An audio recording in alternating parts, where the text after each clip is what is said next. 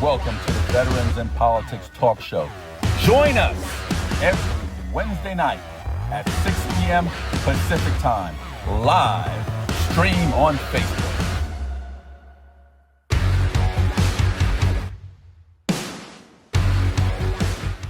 Folks, we're back. This is Steve Sanchez, Stephanie Phillips with another episode of Veterans in Politics. Today we have Becky Harris, candidate for Clark County Commission District Number F. But before we get to Ms. Harris, Ms. Phillips. Thanks for joining us, everybody, and thank you to our sponsors. We have Tim Ross at the North Las Vegas Hangars Association. If you would like to know more about what they do and advocate for, his website is vgthog.org. That is vgthog.org. Also, we have Henderson's Mayor Michelle Romero. She is running for re-election. Her website is votemichelleromero.com, votemichelleromero.com. And we also have Judge Jennifer Schwartz. She is running for re-election for Department 17. Her website is judgeschwartz.com, judgeschwartz.com. Don't forget to grab your copy of Steve's book, How to Navigate Nevada's Family Court System. If you are a family court litigant and you don't have an attorney and you can't afford one, grab a copy of this book on Amazon. It is $14.99. This is a self-help book and it will help you navigate that system. Also, we have a merch store. It's vipimerch.com, vipimerch.com. There's all kinds of fun things there for you to check out. And if you are a candidate you got through the primary and you have a general election and you want to advertise on our show, get in touch with us and get us a yard sign. And if you are the first one in your race to advertise, we will not advertise your opponent. And also, we are wearing Austin Beaumont's shirt. Go Austin. He is running for District Court, Department 8. And we didn't wear these last week when he was on, but we're wearing them this week. So there you go. And if you are an endorsed candidate of ours and we haven't worn your t-shirt yet, bring your t-shirts down and we will wear those on one of our shows. For my rant, I have to talk about the Nevada bar for a minute. Which bar? The State Bar? The attorney bar? The attorney bar, yeah. Okay. Yes, those people. Not people. Okay. What is the official name? The Nevada State Bar. You folks over there, you guys like to kick things down the road, kick the can down the road. You get multiple complaints. I mean, there's 3 of them in just from Mr. Sampson over here, and you have kicked 2 of them down the road. One for no paid for by disclosure on campaign materials or advertisements. Another one for a candidate wearing a robe who's not an elected judge and campaigning in this robe, and that's against the rules. Another one has used the word best in their new company, their new attorney sole proprietorship or whatever. You cannot use the word best because this particular person is definitely not the best, but you also have to prove that. But it's clearly against the rules. But and there's so many more. The other one, someone had filed against that judge in Reno who was just kicked off the bench and was prosecuted for stalking and all of this. And you guys didn't even want to do anything with her. If you guys don't police your own, why are you there? What is the purpose of you guys being there? It's like you don't want to address these issues. You don't want to admonish or police your own. So why have you guys? You do nothing. And you don't care to do anything. Nothing is a big deal to you guys. So I would say get your act together, address these issues, and when an attorney is being unethical and doing things wrong, doing things against the rules, you guys have rules in place for a reason. Discipline them. Do something. Is that it, Ms. Phillips? Gosh, these people are, yeah, you can go ahead because I know you have something to add. No. You had something else to talk about. I mean, at the real estate division, because I'm a real estate broker, they have, compliance, and they have all this stuff, and they go through and investigate this stuff, and they certainly police our people. So when you have an entity like that and you have jurisdiction over these licensed people, they're there for a reason, but they don't want to do anything. It's called false hope. They are useless. It's false hope, and just pacify you. Pretend that you're actually going to get something done, And but you isn't really don't. the head of the president of the State Bar Association, Hooge? Is that his name? Daniel Hooge? Isn't he? I forget. Is that right? I don't know. He's running for a judicial seat. I think I read. Anyway, You sure? don't quote me on that, but I thought I read that. Yeah. Huh. But they don't want to do anything. So. And oh, by the way, Uh-oh. our rants, the shirts we wear, the signs on the wall, our sponsors, they are not the opinions of our guest. They are not endorsed by our guest and have nothing to do with our guest. These are our opinions and our rants. Thank you. Just wanted to cover that since Becky is an attorney, and I'm done. Now the laser focus is on me. Okay, now it's your turn. Yeah. Let's talk about the bar. I'm kidding. Miss Which Harris. one? Yeah, right. Ms. Harris, thank you for coming on the show. Of course. Could you tell us about yourself? Sure. Let's see, where do I want to start?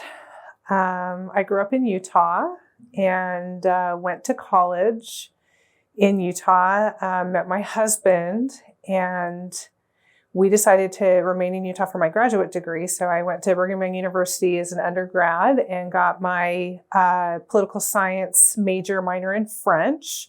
Decided to go to law school. Got it. French? Je parle français, et toi? Oh, wow. What does that mean? I speak French. Do you? Oh.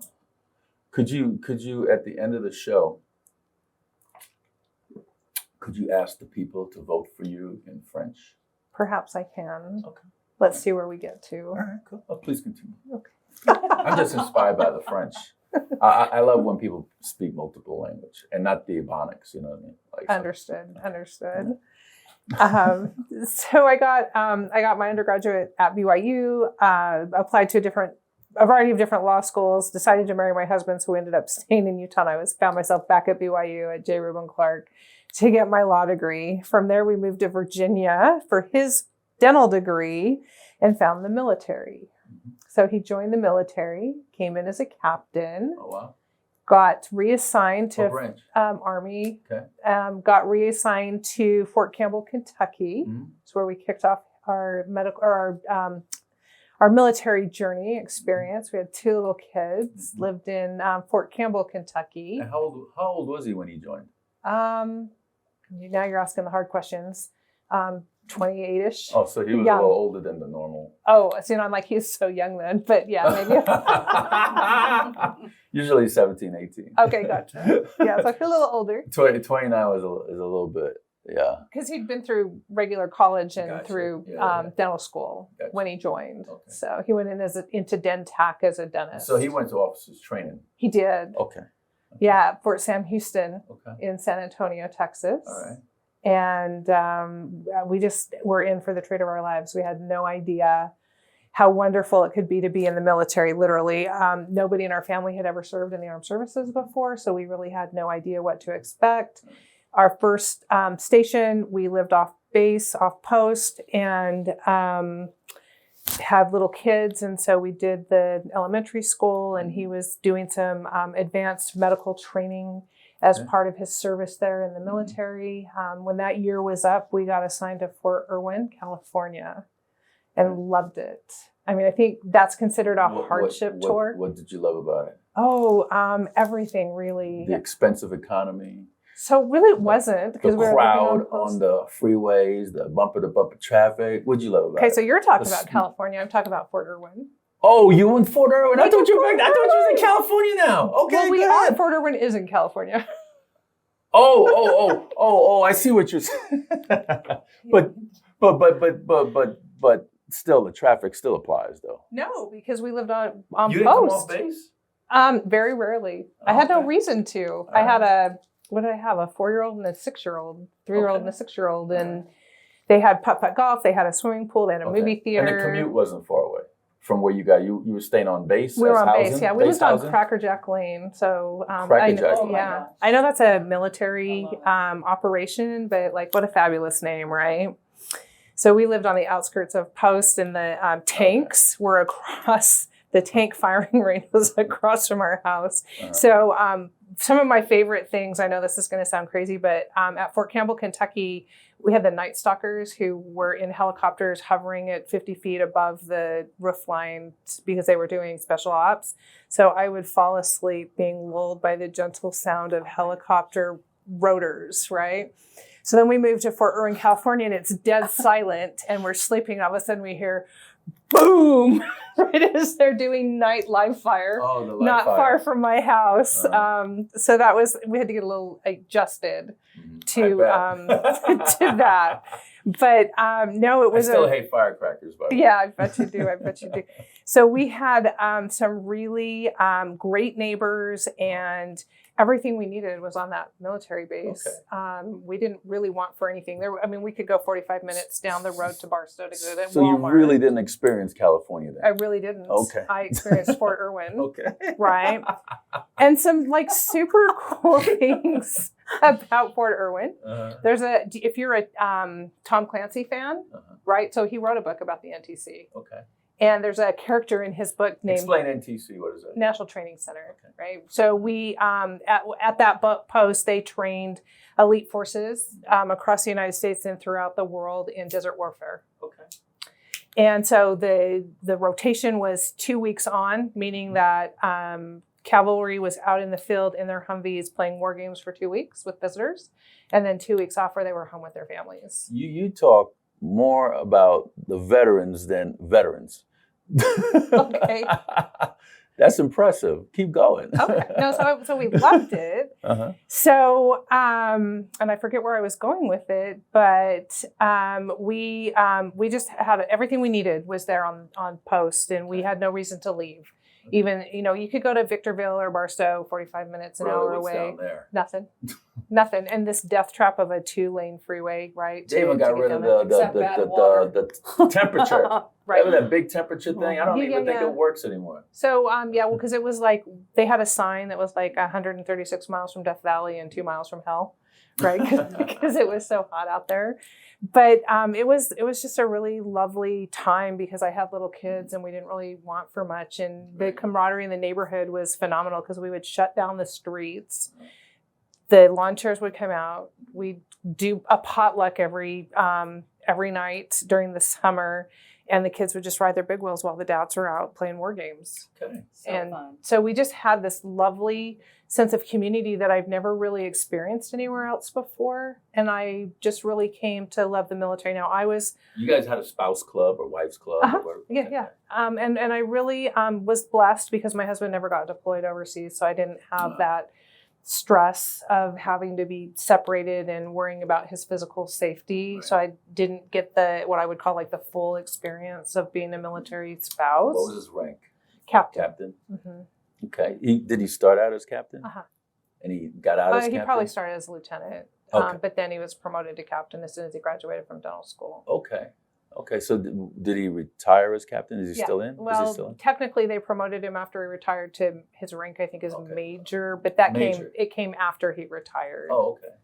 So he retired as major. He retired as a captain, but the letter told him he was a major. He's a major. Yeah. So if he goes back in. Did they retire him as major or not? No, the captain. Okay. It was a post-retirement. Post-retirement. I don't pretend to understand why they did that. I just know. You're confusing me. I know. They confused me. I just know the letter said he was now a major, and we're like, okay, but he's in no danger of going back in the military because he's too old. Yeah, he's way too old. He's an old guy now. First he wasn't young enough, now he's too old. No, he's too old. But we loved that experience, and it gave me. Sounds like it. I did. It was amazing. In fact, if we had been able to pay off his student loans, we would have stayed. Why did he have student loans? Because we had to pay for dental school. Before he went in. Gotcha. $150,000. He should have. Then it would have been different. He would have probably wouldn't have been an officer. They gave him a little bit of a tuition break to go into the military, and then he had a 3-year commitment. What's his name? Garth. Yeah. Garth, what's up? Thank you for your service, Garth. Yeah. He doesn't feel like he gave enough because he was never deployed. But I think anybody that's willing to take the risk of being deployed and who's willing to be separated from their family to go out and serve our country and serve others is deserving of that designation. I learned firsthand when he went out to different trainings in Texas, and he came back with his BDUs in black hefty bags because they were covered in mud and slime, and I'd have to hose them off on the driveway. It's like he, not me, but he lived like other people won't, and defended freedoms. And I'm very grateful to anybody who is willing to have that kind of selfless service, to live in a way that none of the rest of us would ever even consider living, so that we can continue to enjoy the freedoms that we have. And, some people are just so disrespectful with regard to the armed forces and the service that they provide this country. And having had an inside view of what that's all about, it just makes me more grateful for the whole family, because really when you've got a family member in service, it's the whole family that serves, because it's the spouse and the kids who give up their time with their loved one so that they can go and live in the desert and heat their MREs on their engine block for 2 weeks, knowing that home is literally a mile away. So that the Army and the Marine Corps are 251 years old. They're older than the country. And now the country is going to be 250 years old. So how does that make you feel going through that experience you went through with your husband being in the military? In terms of my gratitude for the armed forces and how it's endured? Yes. I think it's important that we have people who are willing to serve and that we treat them appropriately and fairly, right? Some of the concerns with veteran care. Sorry, Ms. Harris, and I know you're still in your bio, but being a county commissioner, what are you willing to do for the veterans? I'll say I'm really glad that you asked, because I have long been a proponent of, if you're the county and you're in the position to make the contracts and make the deals, then you get to set the terms. And I can't think of a reason why we wouldn't give some preference to hiring veterans. Across the board. Across the board. At the county level, on our state contracts, and all the other things. Okay. We owe that. And what does that look like? You're going to give them preferential treatment, or like a higher score than a regular civilian on the street as far as getting in, or what does that look like? So I think it can look like a lot of different things, and I'm happy to look at all the varieties. So if it was a project labor agreement, it would look like certain percentage of your workforce has to be veterans. Gotcha. Okay. It could also be preferential treatment for certain types of jobs within the county as well. So I'm open-minded about how we fix that problem and how we provide those types of opportunities. Now, you would definitely have those people that would say, oh, well, you're discriminating against the rest, and, the naysayers and all those people. What do you say to them that would respond to what you just said, your suggestion? Well, I think that employment can be a tricky thing, but I think that we have a debt of gratitude to people who are willing to sacrifice themselves and their lives and their families in service to this country. And one of the ways in which I think we have fallen down as a country is by not providing appropriate respect and regard and opportunity for those who are willing to serve us. I agree. Please, Ms. Harris, please continue with your bio. Okay. And I know we're still How'd in your you bio. get to Vegas? Let's get to the Vegas she's part. not even in Vegas. She's still in California. Not even in Vegas All right, yet. let's get to Vegas. She's at Fort Irwin. And the kids are in this big. So when it became apparent that we were not going to pay, so captain's pay at the time was $40,000 a year, just so we're all clear. And when it became readily apparent that we were going to still be paying off my husband's student loans, when it was time for our kids to go to college, we had to start looking at some other alternatives. And we looked to Vegas. They didn't get the GI Bill? No, Okay. well, I mean, the kids are 3 and 7. Okay. Well, they're Right. still small. Oh, okay. Yeah. Okay. But my husband didn't have prior military service, so he didn't have the GI Bill to Right, fund right. dental school, right? So we were pretty proximate to Vegas, and we knew we didn't want to stay in California, and so we're like, let's go check out opportunity in Vegas. And at the time, I think there were all of like a couple of hundred dentists at the time, and so we had some family here, and so we started scoping out Vegas. And because of his flexible work calendar at Fort Irwin, he had every other Friday off. So we would come to Vegas, and he would moonlight as a dentist because the military allowed it. Wow. And so we started getting to know the area and decided that it was a great place for opportunity and a place that we wanted to come. And so we, by the grace of God, found a lender that was going to lend us money to buy a house and moved here and on a wing and a prayer. And we loved What it. year was this? 1998. Okay. You've been here a minute. So we have been here a minute. How come you didn't call me up? I was already here 3 years. I didn't know. Okay. I didn't run for She office. was for around in like 09. We just saw that, remember? Right. One of the prior endorsements. And you didn't remember. So apparently I'm very forgettable. So I probably did know you. I haven't forgotten you. Ms. I'm Harris. teasing you. Please continue with the bio because I'm looking at your bio. Right. And You're leaving a whole lot of stuff out here. Okay. All right. Well, you'll have to. I'll wait till you catch up to it. Yeah. Because you're getting the prequel version of the bio. Yes. So we moved here. Vegas was a very rapidly developing city, still is. They just came out with a news article that, like, for the last 30 years, we've been one of the fastest growing cities in the country. Then 1998 was no exception. And so I'm thrown into this new environment in my first house with my little kids, looking forward to like grown up life, I guess, if you want to call it that. And boom, the schools are overcrowded and they want to put a bar in the middle of my neighborhood. Oh my gosh. Now they're starting to piss her off. A little bit. Pull the kids out. It's homeschool. The overcrowdedness. Private school. She might be able to look the other way with the overcrowdedness, but no, damn hell, you put a bar right in the middle of my neighborhood now. That's drawing the line. I cannot say it better myself. That's drawing a line now. It was drawing a line. Pack the bags. Let's go. So the neighbors, of course, are like all up in arms. And if you were doing an aerial view, you're going to see houses for miles and a bar, right? That guy's been getting all the money. Yeah, well, What area is this? Silverado Ranch, Oh, okay. All right. right? Mm-hmm. Pollock and Serene. So like not even major roads. Right. And back in the 90s, kids actually walked to school. And so my kids are going to have to walk past that bar. It's like, that's not They just made it worse. So I became a bit of a neighborhood organizer because I took a class in law school called real estate development. Uh-oh. Watch out. Right. And the neighbors were like, we don't know what to do. And I'm like, oh, I do. I'll volunteer. Let's do it. So we got like, I don't even remember now, 1,800 signatures Wow. from the neighborhood. Wow. This was back in the days of Dario Herrera, Aaron Kenny, and Mary Kincaid. Eric Kenny, Mary Kincaid, God. Chauncey, Bruce Yeah. Woodbury was on there. He was. Yeah. Oh, boy. Did Lance Malone, did they Mr. Hole in the Bag, Mr. Bagman. What's in that brown paper bag? A sandwich? No, $1 Oh, bills.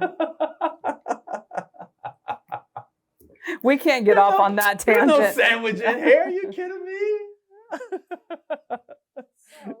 Cold cash is in this bag, baby. Changing the subject. So I packed the house with all my neighbors, not once, not twice, not 3 times, not 7 times, but multiple times because they kept, as they were wont to do then. I never got invited. I know. Well, you probably forgot. They kicked the can down the road. And finally, when they realized that we were not going away, we were able to work it out and get the developer to relocate the bar. Who was the developer? Becky? I don't remember, but I will tell you that he relocated to Eastern, right where that 215 freeway exit got put in. Very So appropriate. he moved first, and then the freeway exit went in. So I like to think karma for him doing the right thing. Yeah. Right. Yeah. Now he's gonna get all kinds of business. Perfect Right. location. And he's still in that Yeah. location is still in Yeah. business. They would have died in COVID if they hadn't died before. Probably multi-million-dollar business. Oh, 100%. Yeah. Like everybody was the winner, and they filled it in with houses, and it was great. He's probably thanking his lucky stars and remembering you from should way tell- back you when. should tell him that you need your cut. No, I don't think so. 10% for the idea maker. And I'm going to tell him you're bitter that you didn't get the invite. That's what I'm going to tell him. So, He should have a fundraiser for you. so that would be a lovely idea. You should go in there and campaign and say, hey, you remember this when, back in the day? That's the reason you're so successful today, Right. because you're located. It's all about Because you've got a fabulous location. all about location. Didn't look great Yep. at the time, but it's Yep. turned into something phenomenal. Yeah. So, and just as an aside, I mean, those are the kind of winning situations I'll be looking for on the commission. But, back to my bio. Please. We still in her bio. I have a lot of questions for Miss Harris. Miss Harris is the only show we have today. Okay, so we okay. We're still Well, we in bio. might keep you a little longer. You don't Uh-oh. mind. Tell Garth that you're gonna be home late. Pack a lunch. Okay. Heat your MRE on the block. Eat your MREs, Garth. Please continue. My poor husband. So he's listening.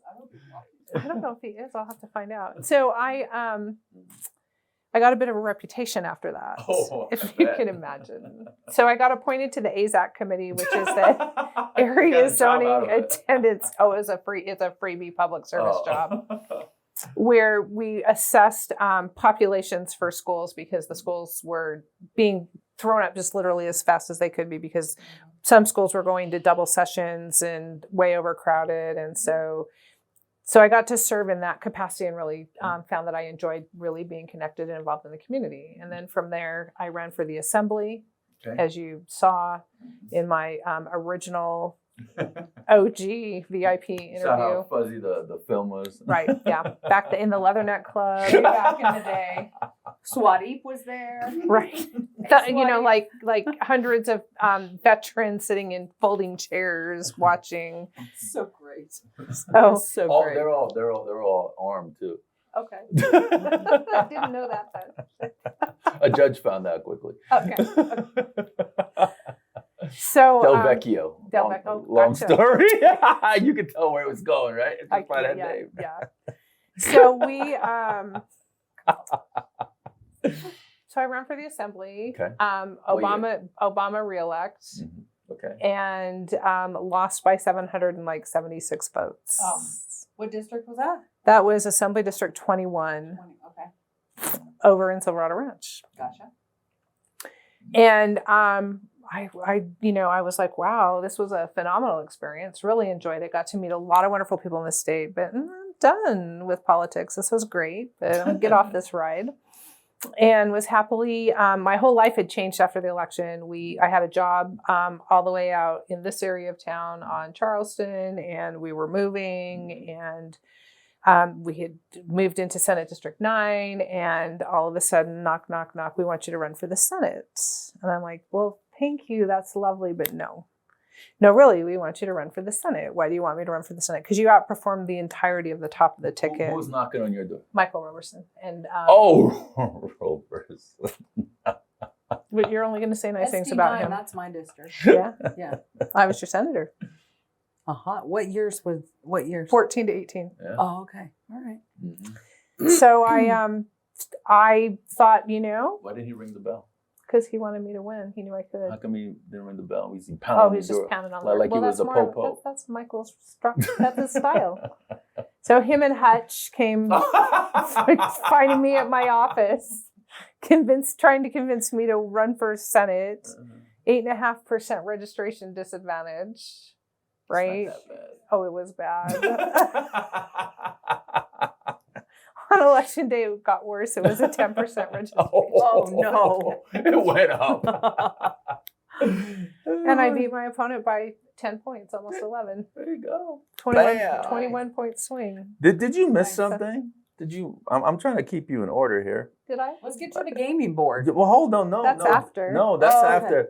What I missed? Weren't you William Boyd School of Law as well? Did you not go there? I did, but I'm not there yet. Oh, you're not there yet? Yeah, I thought you went there. I did. You did go there. This But was when I after. was a Oh, senator, you're not there yet? I'm not there yet in my bio. bio. Yeah. Oh, We're only on 2018. Yeah. 14 to 18. Man, I didn't All want right. to jump the gun. Let's like go that. to 2019 All now. right. Right. All right. So hold your horses. Come on. So I won historically in 2014. Why is it historic? Well, it was the red wave, and it was the first time I think all the Republicans were getting along. I mean, it was like a phenomenal year. Everybody was supporting each other. 2018, okay. Yeah, we swept the constitutional offices, both houses of the legislature. And I think it shows what can happen when a party is unified and wants to work together instead of the And that's infighting. the last time that the Republicans were unified 12 years ago and The counting. red wave, because there was a blue wave in since. 08, 09. Yeah. Yeah.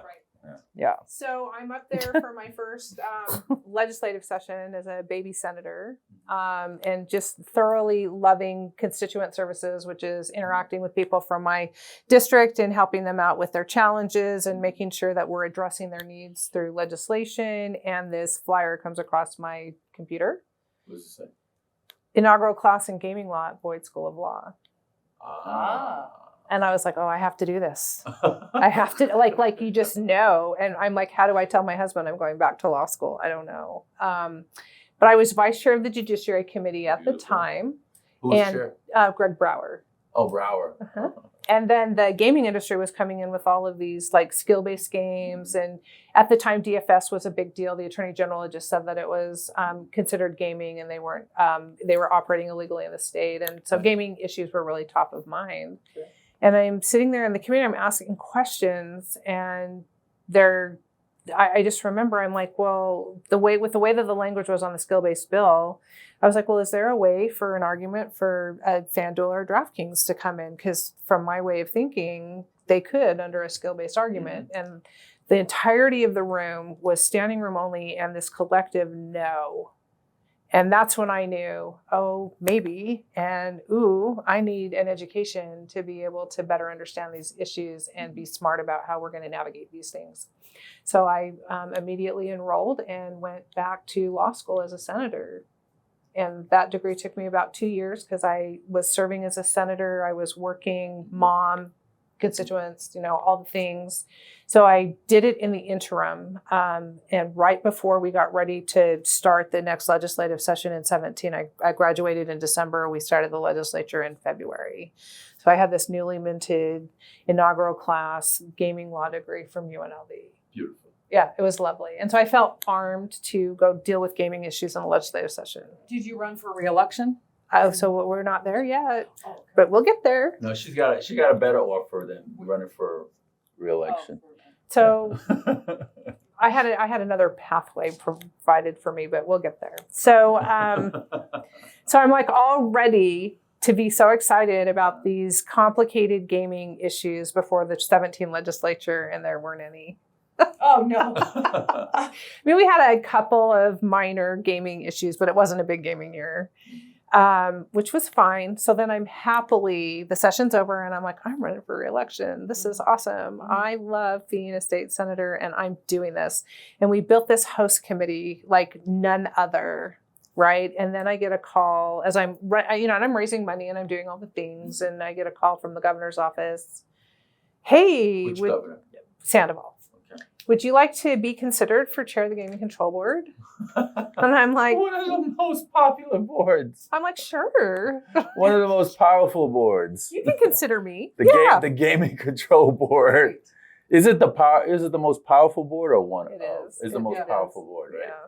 It's more powerful than the county commissioner. Yeah, I would say so. Yeah. I love the county commission might not like to hear that. No, but of course not. the board has a lot of discretion. The legislature doesn't oversee our regulations. We write our own regulations. They write their own shit. And they got Ms. Harris as a lawyer on the board with 4 years in the Senate. I love it. That's great.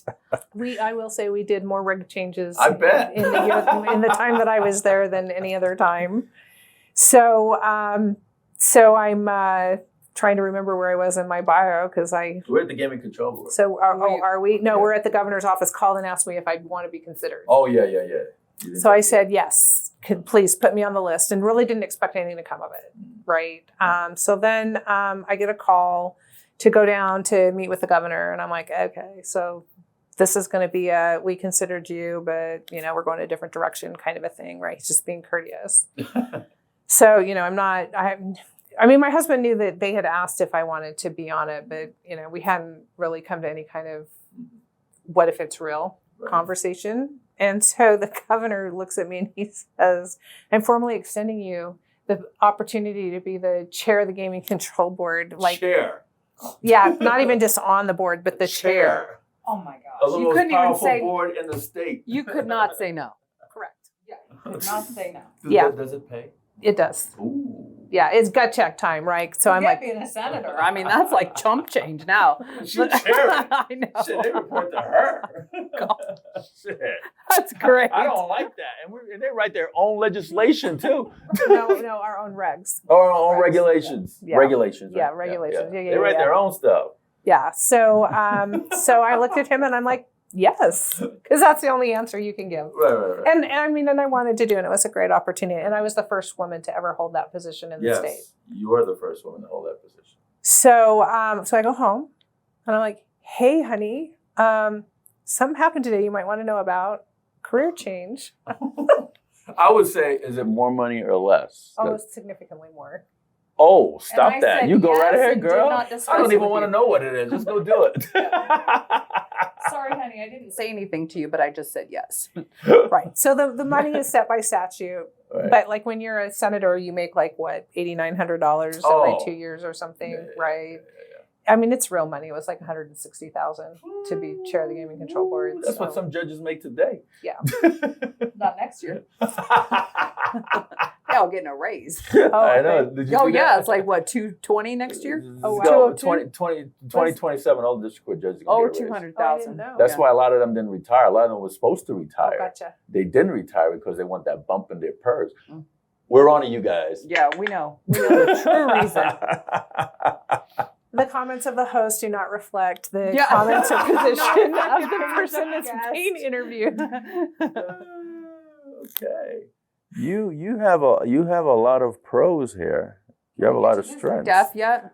Mm. Yes. Well, we'll just skip right on. Well, is she still in her bio? Oh, now? okay. Oh, How- she's still in her bio. How many years were you chair? I was chair for a year.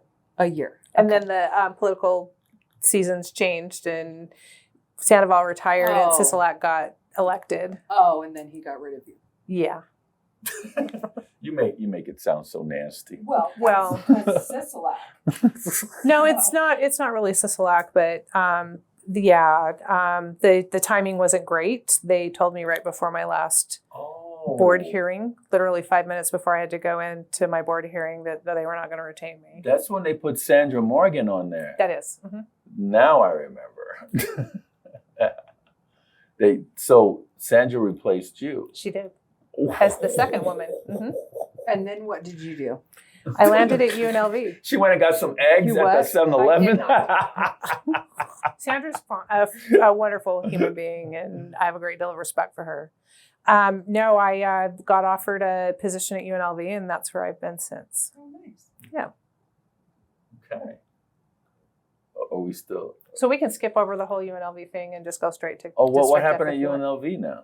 She's there now. I'm there now. Okay. So go, I do- Go, I go, do- go through it. I do workforce development training. Okay. And I have done some gaming. I had some gaming training through one of the centers there at UNLV. And so I have worldwide relationships with gaming regulators where I can help them understand best practices and integrity in gaming and those kinds of things. I'm often asked to speak at conferences, or I think I've now written like 20 academic papers on gaming issues, because there was a real, I think, need for some scholarship in the area, because it's our number one industry. It's incredibly important to Nevada. It's becoming an incredibly important industry, not only in the United States, but across the world.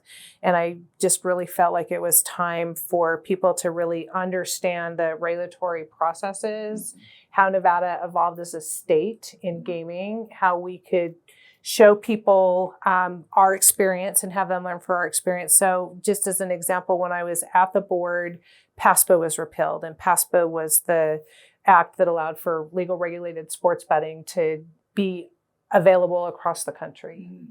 And so we opened up our doors and said, hey, any jurisdiction that wants to legalize sports betting, come to us and learn from us. We won't tell you necessarily what to do, but we will tell you how to do it with integrity. And we will tell you how to not screw things up and how to be able to have a robust regulatory structure in place that will work the way that it needs to. So we were very, very proactive. So you are clearly more than qualified Thank you. to be a county commissioner. She chaired the most powerful board in the state. So I have so many. I don't even know where to start. District F, it's a huge area, as you know. It's enormous. It is huge. However, there are older parts of District F. Mm-hmm. I've lived in District F over 30 years. And the older parts of District F, Justin Jones has completely failed this district since he has been there. It has gotten worse considerably over the years. And I mean, the roads are falling apart. It's killing our cars. I mean, literally the potholes are terrible. I sent you that video that we had done, last year, out there. I mean, there's so many, and we just hit the highlights, Right. Down there.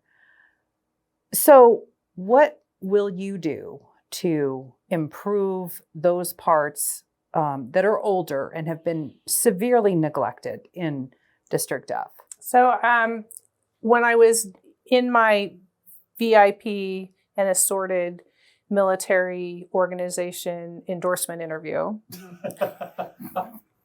Here we go.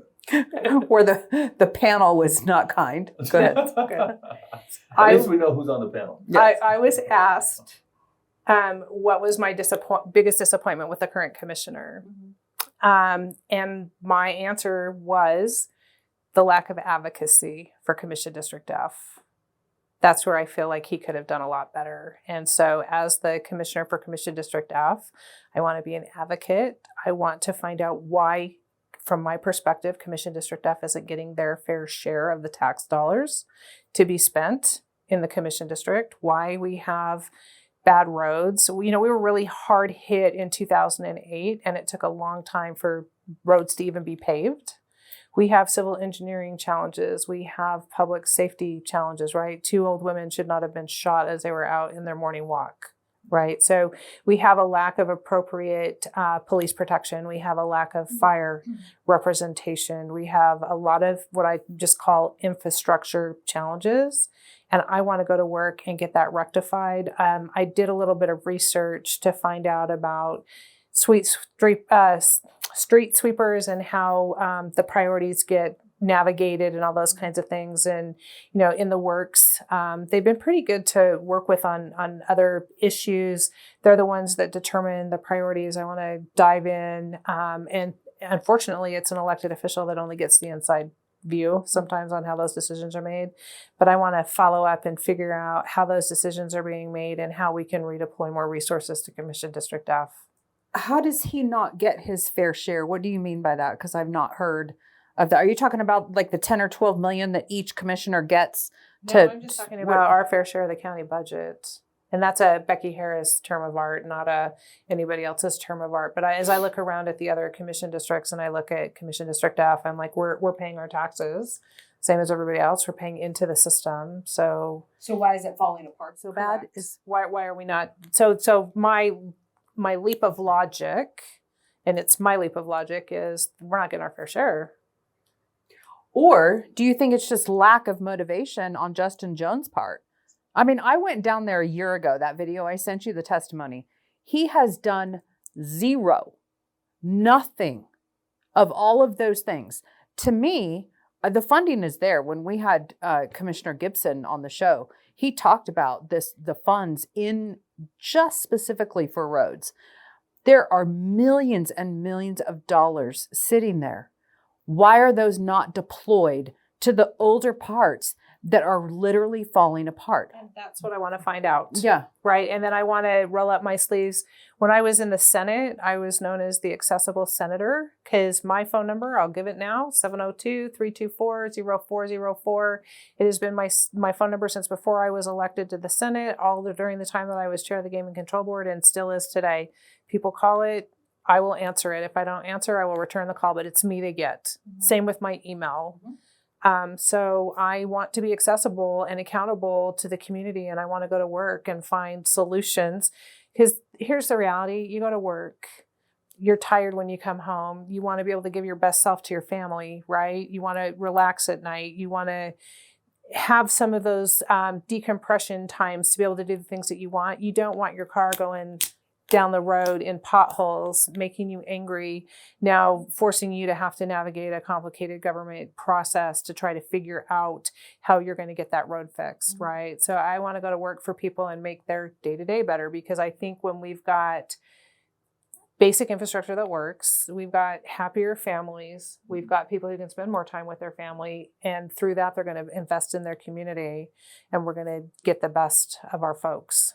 Because NAFT had no problem. He came on too. He had no problem getting funds deployed to fix Tropicana all the way up to Durango, and down Durango to the south to Russell is absolutely destroyed, totally destroyed.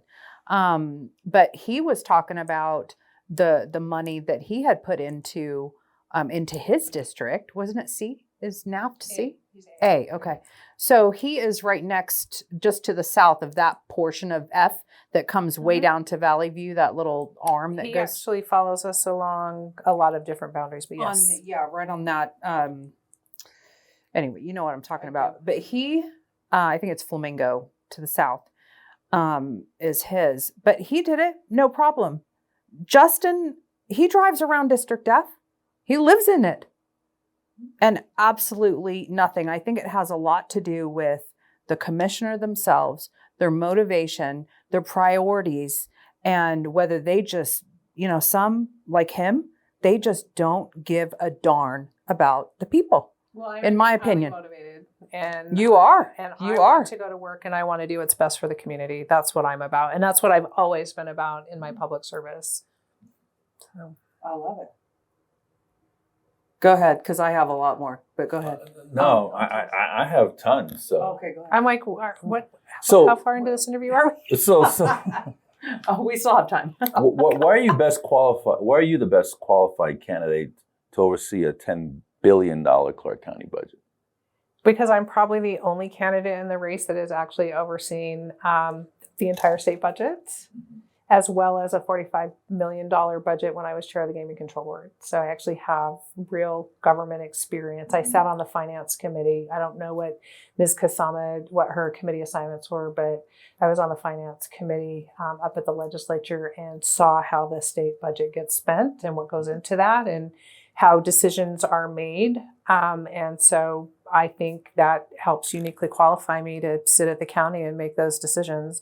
I'm incredibly invested in my community. I am continually out in my community, and I actually have grandchildren that live in the district. And for selfish reasons, I want Commission District F to not be falling down, frustrating. Thank commission. you. I want it to be fabulous. And I want my grandchildren to stay here. When you make it fabulous, I will come down there and testify again, and I will redo all of those F's to good F's. Great. I know. I love it. Fantastic. Fabulous. And we'll have the Las Vegas sign. Welcome to Fabulous District, Commission District F. Yes. And you don't want to have a failing grade of F. No.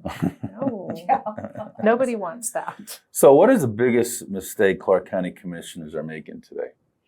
Since you're running as a nonpartisan, correct? Yes, I am. And you have there's three of you, right, in that race? You have a Democrat and you have a Republican.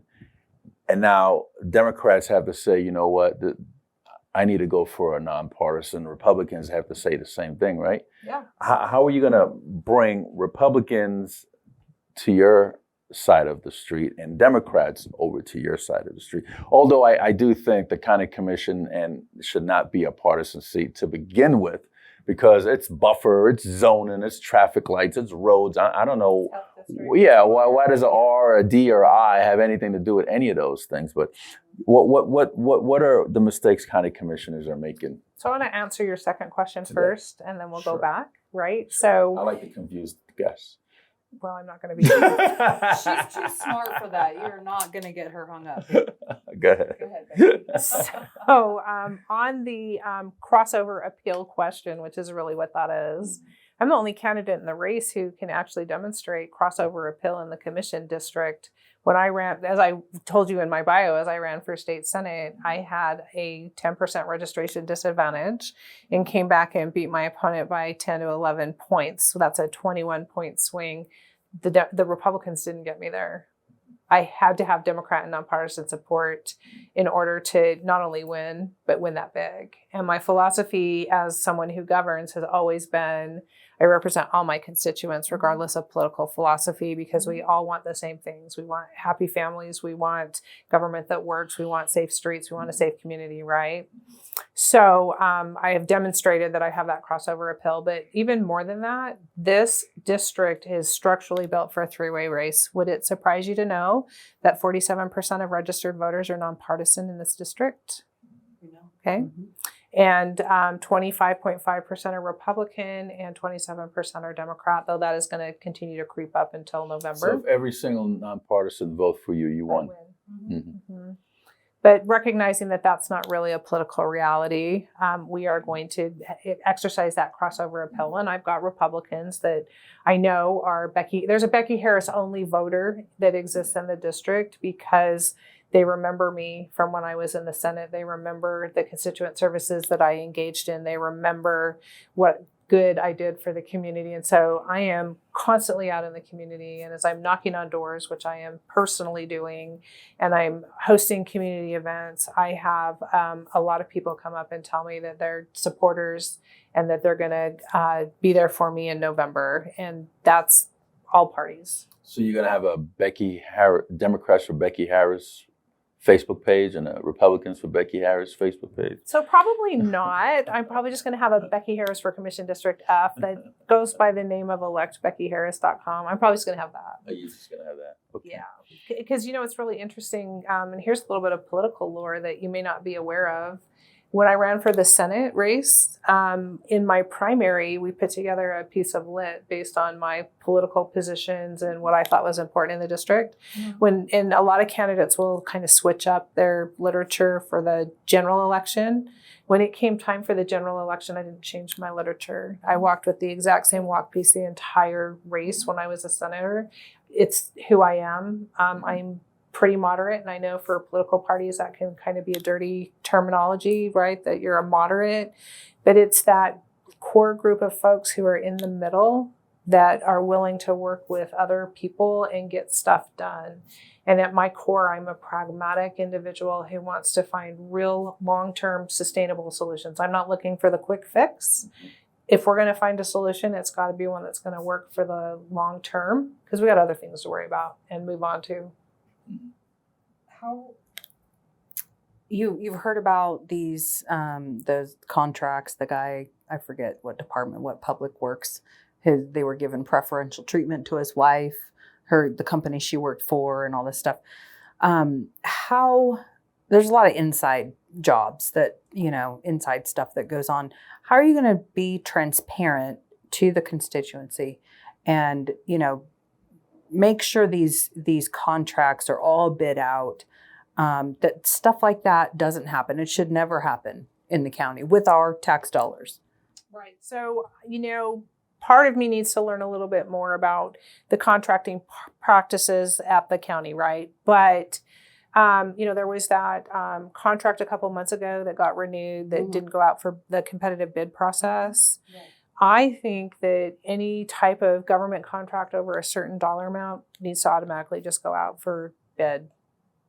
Isn't that the rule? I don't know.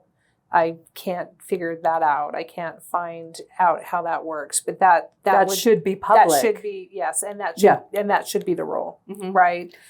And then I think because I learned as chair of the Gaming Control Board, there's like this cost benefit analysis of how much staff time are you going to use to figure stuff out versus how can you have a fair and transparent process. So contracts that are more than $750,000 or whatever the right number is automatically go out for bid. And that might be too low for the county. I don't know. I'm just using that as an example, but certain types of contracts need to go out for bid. And if I recall, the county is supposed to have rules around minority business owners, small business owners being able to enter that competitive bid process.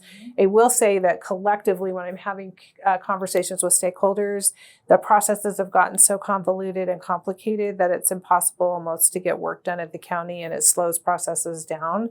I would be very interested in finding ways to streamline and make sure that those processes are smoother, more efficient, obviously more transparent and fair, right, for all parties. What did you think about the devil, the Satanist that the county brought in to give the invocation about a month ago? And I meant to go down and testify and just missed that meeting, the next meeting. But from the Satan temple, he had on his devil horns. Did you see that? I did see that. What if you were sitting on the commission? But this isn't funny. I think it's awful. It's my personal opinion. But no, I don't think it's appropriate. I would not have stayed for that. Thank you. I think it was atrocious. I don't even know how that person even got there. So, I mean, that's another thing to be looking at too, is what's the selection process? I understand that we want a variety of different religious opportunity to be able to offer an invocation. And I know that there's a free speech issue and it gets challenging, but at some point you've got to look at what the definition is of a legitimate religion and, what's appropriate and what's not appropriate in a public forum. Yeah, I think that was a circus. So that brings me back to my question. I don't know if you answered it or not. What is the biggest mistake Clark County commissioners are making today? Did you answer? Well, that was one of them. She just talked about like 6 of them. Yeah. You did? Yeah. Where was I at? I don't Probably know. scrolling through your phone trying to figure out if I got through my bio. He's thinking of the next question. But go ahead. Homelessness is a major issue in It's District terrible. F. Mm-hmm. What are you willing to do about it? I mean, and how would that even look like? Because people go, well, we do this, with that. Well, what does that look like? What are you willing to do to get these homeless folks out of those parks? Lots of stuff. That like families won't bring their kids there because of the homelessness there. So I love parks and I walk in parks, and James Regional Park is technically not in Commission District F. It's right on Durango at the border. And so it's in NAF's district, but there's some homeless that live there. And when I do my walk, I walk past them. I will freely admit I don't feel unsafe. I've never been bothered by homeless. However, going back to my Senate days, my husband is a dentist and he does some public service work in Arizona for at-risk populations. And there is a place there called A Brighter Way, which is, it's on county land. And it was Phoenix's solution to homelessness, and I think it's pretty brilliant, and it's been going on for about 2 decades. So the county dedicated the land, and now what they have is wraparound services and housing and a daytime campus where folks who are unhoused can come and spend the day. They can get a meal. They can, if they want to, they can get help with food stamps or legal help. If they've got a criminal record, they can get medical care. My husband provides free dental care there for them. And it's a great example of a public-private partnership. So the medical companies and dental companies and the law school and all of them provide free supplies or free professionals. And that's how it's funded. It's not really funded on the back of taxpayer dollars. It's all nonprofits. The county did put up the land. And so there's housing for single individuals as well as family housing, meant to be a temporary housing solution for folks until they can get back on their feet. That is something that I was starting to have conversations with stakeholders about while I was still a senator. And then when I chose to become the chair of the Gaming Control Board, I had to put that on hold. That is absolutely something that I am committed to and interested in evaluating and trying to get stakeholders interested. I know that they've got some other citywide initiatives to help deal with homeless, but nothing to this scale. And I think that Phoenix has demonstrated that it can work. And I would love to see what a Nevada iteration of that concept could look like. Good. Back in the COVID days, when the county commission, didn't they vote on the mask mandate and the vaccine? Was it for over the school district or something? Didn't they vote on that stuff? And they had hundreds of people that came down and testified. So I think that's a tricky one, and it's a tricky one for me personally. People have the right to determine whether or not they want a vaccination, right? I mean, COVID vaccination notwithstanding, if you don't want to vaccinate your kids, you can get a religious exemption or freedom of consciousness exemption and still send your kids into the public schools, right? So a vaccine is a vaccine is a vaccine. So if we want to treat, we can't treat the COVID vaccine any different than we would treat any other vaccine, right? So freedom of choice there. For me personally, I was critically ill during COVID, and had I gotten gotten infected with COVID in early days, I would not be here. So it's a serious health risk for me, and so it's probably not popular on this show, and it's not popular with certain demographics of this community. But I'm a mask wearer.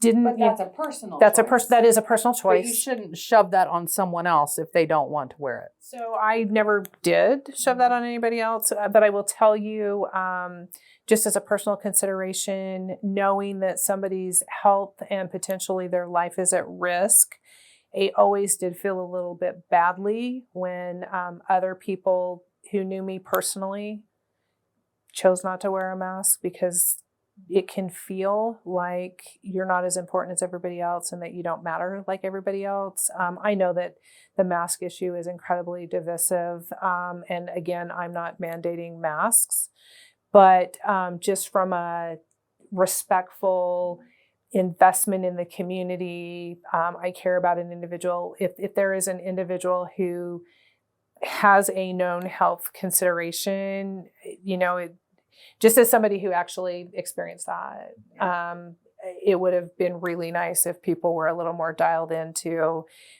politically, I don't believe in this, but you know what, Becky, I care about you as an individual. You're my friend, so I can wear a mask for an hour while I'm sitting next to you in church, or I can wear a mask for an hour while I'm sitting with you in your office because you matter as an individual. So for me, it was really more about a personal, respectful showing of empathy than it ever was political. And I'm unique. I'm one of the very few members of the population that has that sensitivity to the actual disease, to where it's harmful to my health. Gotcha.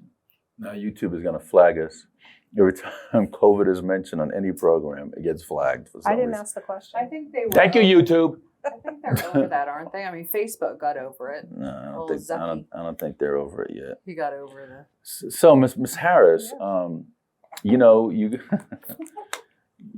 you become a county commissioner, as you know, you sit on boards. Yeah. What boards do you have in mind, and why? So I would like to be on at least one of the 5 water boards, because, and I don't mean water boarding, I mean water boards, right? Did your husband show you how to do that? No, I don't think he learned. He was out before that was a thing. Was it? No, that's always a thing. Oh, that's always a thing. Okay. That thing They has just been don't going. talk That thing about has it. been going back for years. They just didn't talk about it until recent. No. The simulated drowning. I mean, you get people start talking. Yeah. Oh, they start whispering Yeah. and tell you everything. Okay.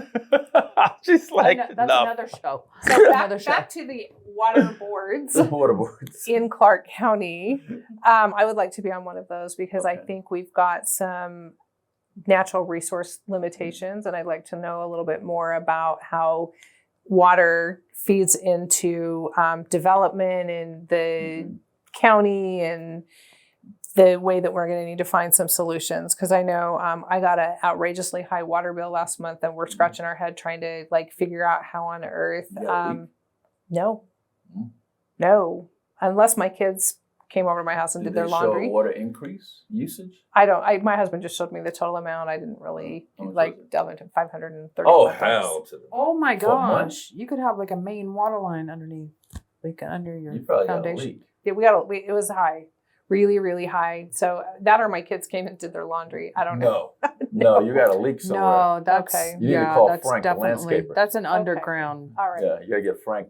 Yeah. Right. So we got to figure that out, right? Because I'm like, that's outrageous, and there's no way an average family deals with that month after month. That's crazy.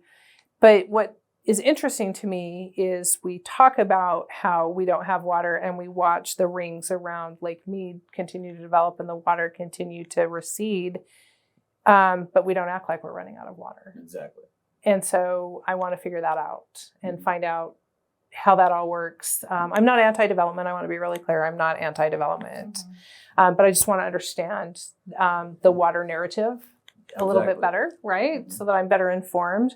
I wouldn't mind being on the CCSD board. They have one for that. Southern Nevada Health District, I think, is kind of interesting. I mean, everybody wants to be on the LVCVA and, you know, all those other things. And I think that those are worthwhile and interesting. I'm happy to serve on equally rewarding boards that are maybe a little less high profile. How about oversight over DCFS, CPS, these entity, Child Haven, these departments that fall under Clark County and your jurisdiction as far as policy, funding, right? Yeah, allocation. There are children. It's critical. So we went down and testified also last year about this subject because we have seen some horrific things happen in those departments. Thousands and thousands of Clark County families are destroyed, kids shoved around to all these, you know, this one particular litigant that we were advocating for, 8, 9 placements in a year. These CPS workers, some of them, have this, they abuse their power, in my opinion, and their office, and they make terrible decisions. And it's only up to this one person to, oh, I'm going to go rip these kids out of this placement and I'm going to go put them over here. There is no oversight over these people. And I am wondering, as a commissioner, when something like this is brought to your attention, what can you do? What would you do? So actually, I have been on the board of CASA, which is the Court Appointed Special Advocate, right? That's supposed to work with those particular entities and those organizations. I think we need more CASA volunteers. This is really more of a legislative funding issue than really a commission issue. I helped reform guardianship at the legislative level. I think we need to look at how we reform matters with our children. I mean, anything that can be done from the commission level. There are some policies, because some of the things that we brought to their attention, I got to give credit to Commissioner Kirkpatrick and Commissioner Becker, because they were looking at these things. And Marilyn did say some are legislative, but some are policy that they can affect. So anything I can do to improve the life of a child, I'm going to do that. I think that that's critically important. And we saw just how important a CASA volunteer can be in the life of a child that's in the foster care system or, constantly moving around. Science says that if we can stabilize a family, it's better to not take a child away from its parents and its environment unless there's severe abuse. So we need to be looking at what best practices are. And then if a placement is working, we need to figure out ways to provide and bolster that support. I mean, I did a lot when I was in the legislature in terms of helping to make sure that the state provides resources for kids until they're 21, so that as soon as they turn 18, they don't just lose all their support systems.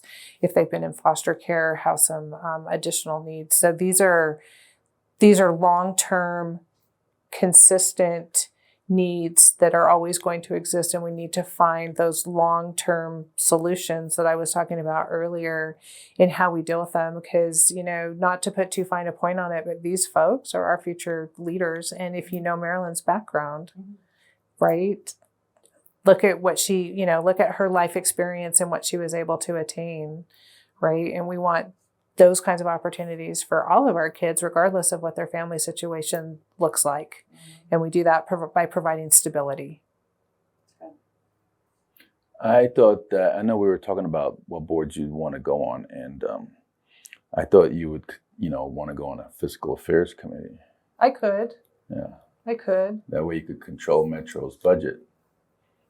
No. And speaking of Metro's budget, do you think there should be an increased funding for law enforcement, or focus more on preventive programs? So I want to do all of it, right? But Commission District F in particular is underserved with police. Did you know that the closest police substation to state line is at Rainbow and Windmill? Oh, really? Mm-hmm. Oh, wow. So what are you going to do about it? I know I was talking to Kevin McMahill about a substation in Northwest, and so conveniently when I was texting him, he said, hey, we're putting a substation in Northwest because Northwest and Centennial Hills didn't have one. So what would you do to, maybe you should, I don't even know if they had the ribbon cutting yet. I think they probably did. I didn't get invited, but although I think I should have been invited. What could you do to get more substations in your district? So interesting you should ask that question. I just recently learned about an affordable housing project that could potentially go in Commission District F along the I-15 in the Silverado Ranch area. Okay. And as part of that development, the developer would not staff it, obviously, but would pay to put in a fire and a police substation. So then we'd be that much, not a ton closer, but we would be that much closer. So I think looking at developers and projects and where it might make sense to help leverage some things in with developers in large communities and other types of unique uses to be able to help the county at least get the infrastructure put into place. But then, the other question is, what do you do in your budget to help with the police and making sure that we've got the safety that we need, right? So at some point we are going to have really comprehensive and difficult questions about how we're paying those who are to protect and serve us, right? Certainly those two women who were not safe in Commission District F, who were put at risk and killed during their early morning walk, were not receiving the benefit of appropriate police coverage, right? And I'm not saying that's not a police problem. That's a problem in terms of how fast Commission District F is growing, and it's a problem in terms of criminality. And I mean, there's a lot of different factors that went into those devastating experiences and devastating outcomes, for all the people that were involved in that situation with the deaths of those women. But it starts by having appropriate police coverage. So we're going to have some really difficult talks. Would you have roving, people going out from the county that go around the district and look for graffiti, paint graffiti, instead of waiting for people to make a complaint? Do they even have these people that roam around District F every day? And how many are there? That also, the trash. I mean, the trash, it's like a third world country down in these.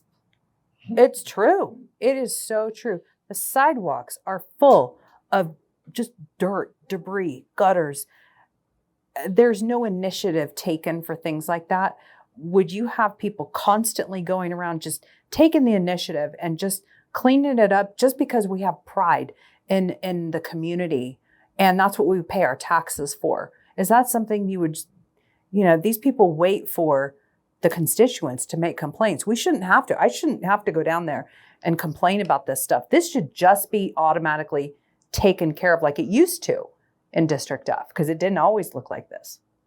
So I'm going to have to find out where the gaps are with all of that. But I imagine, and I'm not advocating that we add more responsibilities to our county workers if they don't already have responsibility for that. But it seems to me that our Parks and Recs people might have that as part of their job description to, be on the lookout for circumstances like that. I think we need to have better communication with HOAs, because I don't know how many of these communities where the upkeep's not happening are HOAs. In the older parts of District F, there are no HOAs.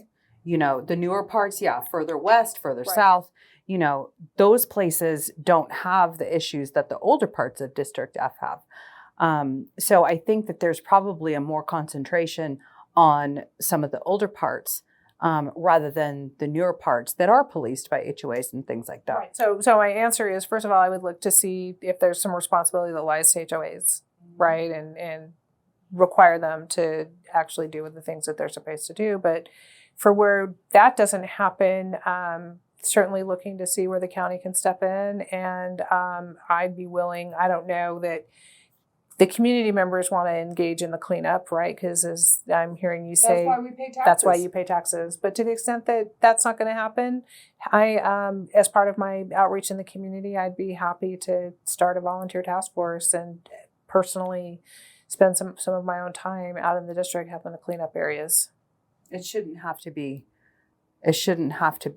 that way. So it shouldn't have to be that way, but it might be that way. Yeah. And that's okay. Because you know what? That's what public service is.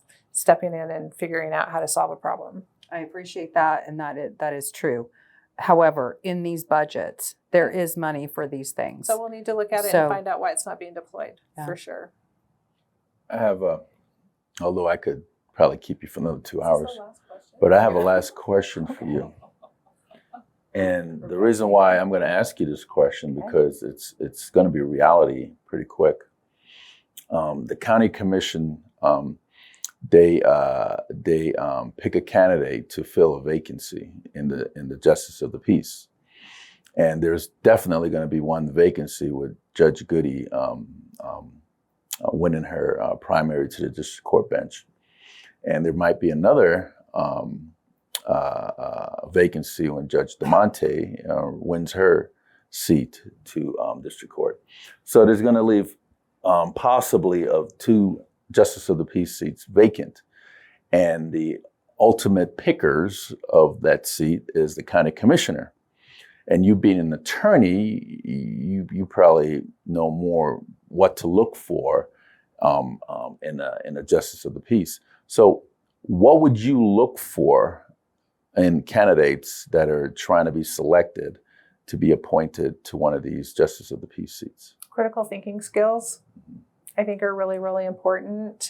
People who are in touch with the types of issues that would come before that court, right? So they're going to need to be grounded, down to earth. They're going to need to understand people who are struggling and going through tough times, and somebody who is aware of the way of county resources and the way that government works. I think those are all really important components of somebody who would be a fabulous justice of the peace, right? Because you can have all the book learning in the world, you can know all the right people, but if you don't know how to navigate the system and you don't know how to best serve the people that are appearing before you, you're not going to be as impactful as you could be. Gotcha. Very good. Thank you. Ms. Phillips, have any more for Ms. Harris? I could talk to her for hours, but we'll let her go. Poor thing. Well, Ms. Harris. Garth is waiting. Ms. Harris, thank you. Garth is waiting. Sorry, Garth. Ms. Harris. We'll let her go. Mark is going to zoom in on you. Oh, okay. Probably better sit up straight then, No more sitting back. Sit up straight. And tell the voters, especially independents, the Republicans, Libertarians, the Democrats, the whoever's, the nonpartisans, tell them why they need to go to your, they need to vote for you come October, November, and why mail-in ballots are so important, because a lot of them get their mail-in ballots. And if you have any events coming up, and if you want to guide them to any of your events and your website and your contact information. So that's an awful lot of information that I'm going to be imparting. Grab a pen. Okay. Yes, please grab a pen and paper. So let's start with first things first. How do you contact me? You can call me at 702-324-0404. You can reach me on my website at electbeckyharrisnv.com. I do happen to have an event coming up on Tuesday, June 30th. It's at Broken Yoke Cafe on Blue Diamond. We are having a meet and greet fundraiser because it's the end of the fundraising report. You're welcome to stop by and say hello to me for a few minutes and talk to me if you have any questions. Now, why should you vote for me? My family has lived in Clark County, Nevada for almost 27 years. I love Clark County. It has given my family incredible opportunity, and I want to work hard at the commission level to represent the community and provide your family with the same types of opportunity that mine has received. I want to go to work and clean up Commission District F. I want to advocate for the concerns that you have, like I did when I was in the legislature. I want to be your best advocate in county government. I represent all of my constituents equally. I have a real love for the people in my community and can't wait to serve you. So I hope when you go to the ballot box or when you're voting by mail in November that you think twice and check the box for Becky Harris. Those mail-in ballots are absolutely critical because in some cases in this state, we've had races come down to 9 votes, and that is awfully close. So every vote counts. Please don't think yours doesn't matter. Please don't think it won't be appreciated. If you vote for me, you will have my gratitude and you will have my commitment to having your best interests at heart. Thanks. Well, thank you, Ms. Harris. That was very well said. Thank you, Ms. Phillips. Folks, that's Becky Harris, candidate for Clark County Commission District F. We hope that this program was informative for you. And when you go to the voting booth and you're looking for a county commissioner, we hope that you remember this program and check the box, Harris for County Commission District F. This is Steve Sampson, Stephanie Phillips, with Veterans in Politics. Until next time. Join us every Wednesday night at 6 p.m. Pacific Time, live stream on Facebook.